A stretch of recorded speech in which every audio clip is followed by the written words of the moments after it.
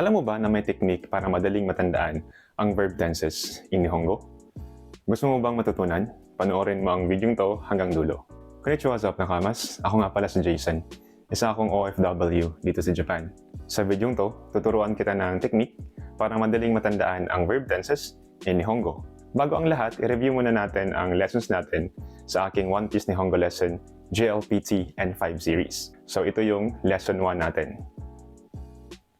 Lesson 2, Lesson 3, at Lesson 4. Kung bago ka pa lang sa Facebook page ko, panoorin mo ang lessons ko sa aking One Piece Nihongo lesson JLPT N5 series playlist.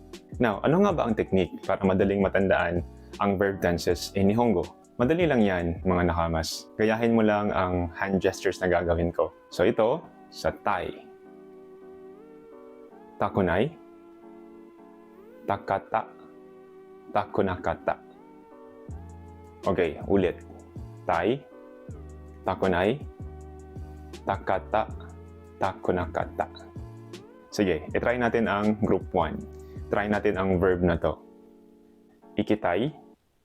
Ikitakunai. Ikitakata. Ikitakunakata. It's your turn. Gamitan mo ang verb na to. Kikitai, kikitakunai, kikitakata, kikitakunakata. Group 2. Gamitin natin ang verb na to.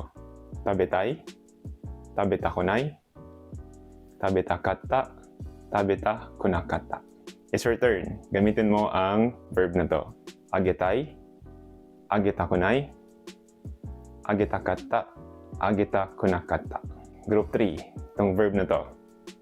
Benkyou shitai, benkyou shitakunai, benkyou shitakata, benkyou shitakunakata. Okay, ikaw naman. Verb na to. Souji shitai, souji shitakunai, souji shitakata, souji shitakunakata. Yoko dekimashita, nakama. Sana may natutunan ka sa review natin ngayon. Kung nagustuhan mo ang content na to, or kung meron kang mga N5 sentence patterns na gustong matutunan, please leave a comment, okay? At i-like at share mo na rin para makita pa ng iba pa nating nakamas na gustong matuto ng Nihongo. O paano? Kita-kits ulit sa next lesson. Hanggang sa muli, class dismissed.